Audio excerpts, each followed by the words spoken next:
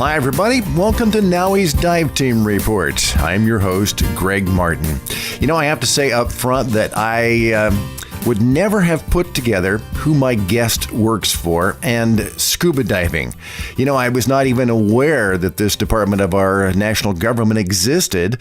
Well, Brett Seymour is the Deputy Chief for the Submerged Resources Center of the National Park Service. Brett, welcome to the show. Well, thank you very much. And I guess we jump right into it. Talk about the Submerged Resources Center, what that is and how it works with the National Park Service.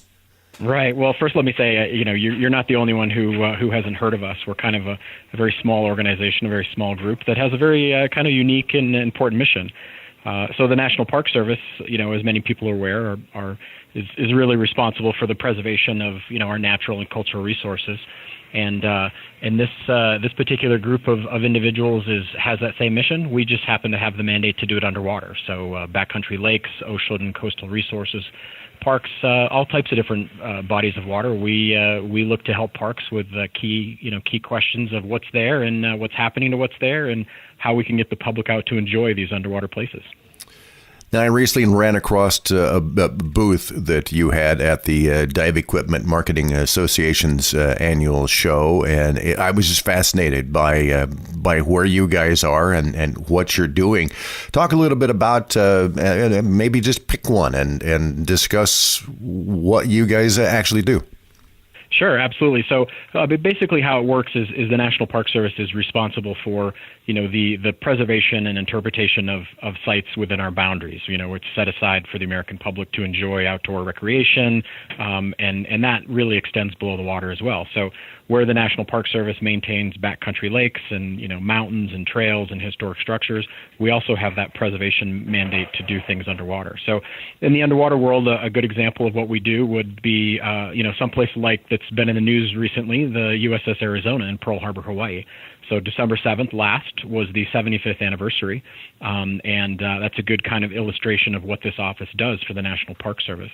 In 1980, the National Park Service took over that site basically to kind of administer and help the American public kind of understand what's still there, that is the USS Arizona. The National Park Service really didn't know what they had there. They were told to mandate this 608-foot battleship resting in the bottom of Pearl Harbor. So they contacted our office to go in the 80s and take a look at what's there. First of all, just a map and generate line drawings and models to basically help the public understand what still remains of the ship. And then moving forward through the 90s and the 2000s, we continually work with the park on what's happening to what's there. So we do corrosive studies, we do interior remotely operated vehicle inventories, we do a whole host of scientific kind of research on the site, basically to kind of help the park understand what's there, how long it will last, and how we can bring a site like that, kind of forefront to the American public through photography or visitor center films or those types of things. Interesting. I had never, you think about the fact that the Arizona is part of the Parks Department, but you wouldn't have thought that. Now, do you work at all hand in hand with the folks at NAUI? We do work with NAUI. Yes, we have joint projects that we occasionally, kind of staff. Some in national marine sanctuaries, which that's NAUI's kind of version of underwater parks, and then NAUI will sometimes help us. We have a project coming up actually in May, a joint NAUI National Park Service project where we're actually traveling up to Midway Atoll in the Pacific. And the two agencies are collaborating together to look at downed aircraft sites up there from the Battle of Midway.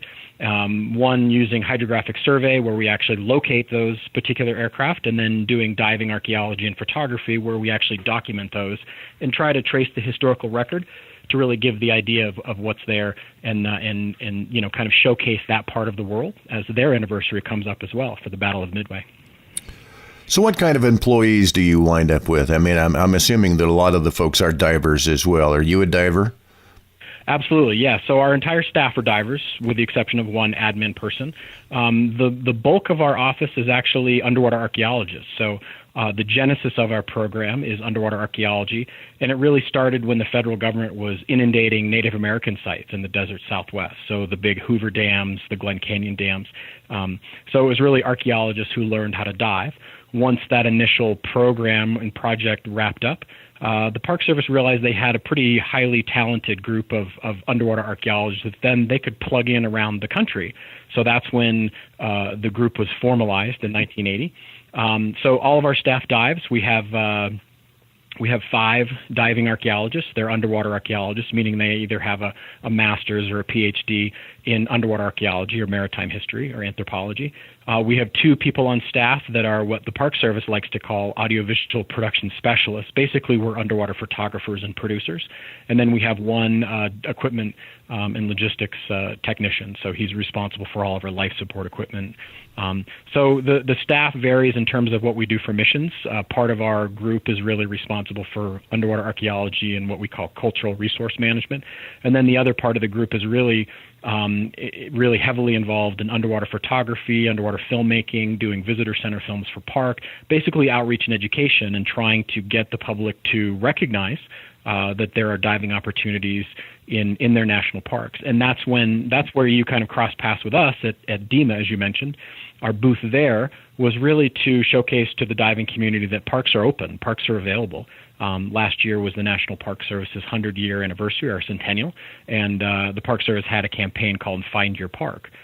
We kind of, took that to the next level to dive your park, really to get out and tell people that, diving in the national parks, it's free, it's accessible, and it really is some of the last vestiges of intact coral reefs or, the ecosystems that we would like to say kind of were there in the 50s or 60s. Because of the level of preservation and or the remote nature, it's really kind of a flashback into what the reefs used to be years ago.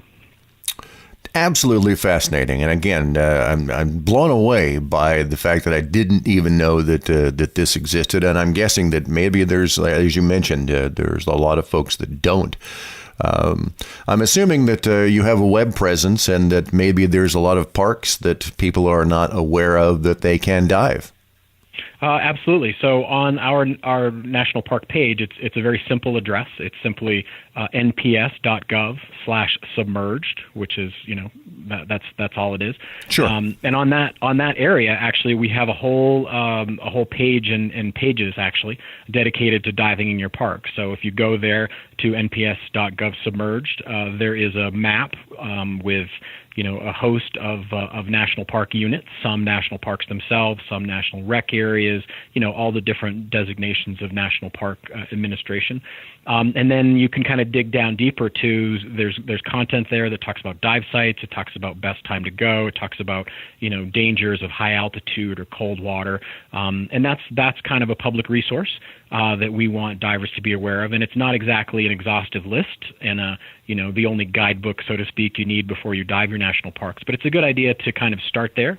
Gives you an idea of kind of the environment, what you could see, and then obviously the best thing is to actually contact the parks themselves, or to simply reach out to this office through that web page of nps.gov/submerged, and we kind of know kind of behind the scenes of where in the national parks which parks are accessible, which parks are easily diveable, which parks have some potential dangers or some certain circumstances that need to be addressed. So yeah, that web presence is there.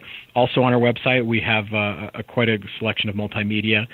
There's a series on the site called Underwater Wonders of the National Parks. It's basically a 7-part series that talks about unique underwater environments in the parks that the diving community might be interested in. It's all up there for free, and it's a partnership that we did with a group called Curiosity Media last year.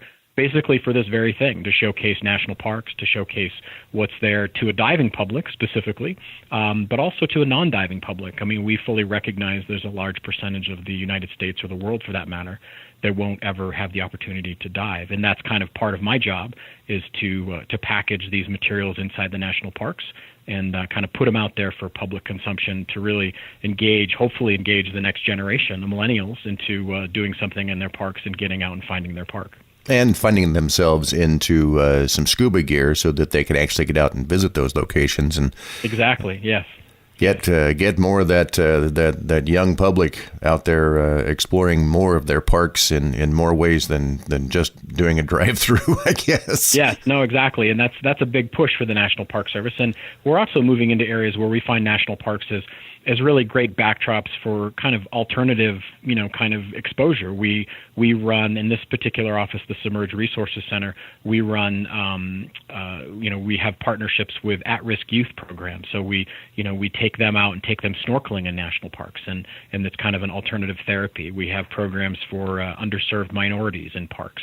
And we have programs for kind of up-and-coming marine scientists or marine biologists to do internships with our program and travel throughout the national park. So we're trying to reach out to next generation kind of things. We're trying to kind of encourage the next round of marine scientists or archaeologists or photographers.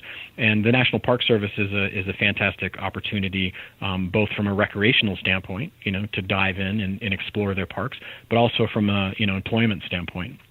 We're always looking for new talent to kind of plug in and be advocates for national parks and advocates for ocean stewardship and resource management. Well, Brett, you mentioned that you were associated with NAUI as well. Talk a little bit about that. Yeah, so NAUI has been the training agency that a significant amount of our staff have gone through.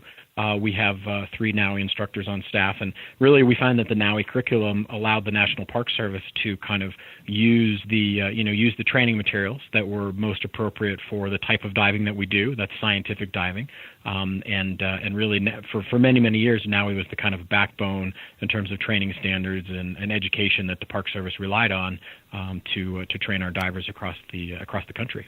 I can guarantee you, Brett, I'm headed over to nps.gov/submerged right now, and I'm going to be checking out all the resources, and I'm sure a lot of the divers will be out there doing the same thing. I'm excited from the vantage point of not just excited about having you on the show, but I also head up my local dive club, and I'm thinking, maybe there's some information on here that I can pass along to my local divers. Excited about that. Absolutely, and beyond the website, I mean, we're divers love to dive, and we're no different. So in addition to the website, there's always the ability to reach out, personally to contact any one of us in the Submerged Resources Center.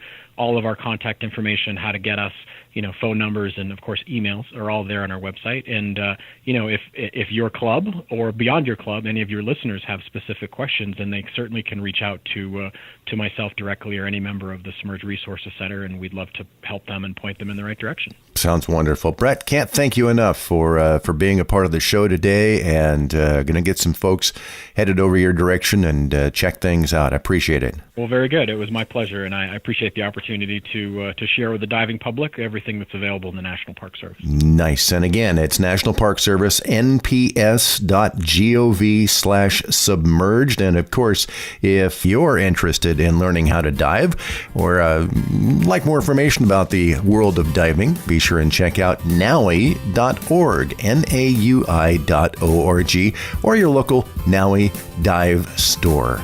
And that's going to wrap it up for this episode of the NAUI Dive Team Report. I'm Greg Martin. Thanks for listening. I will see you underwater.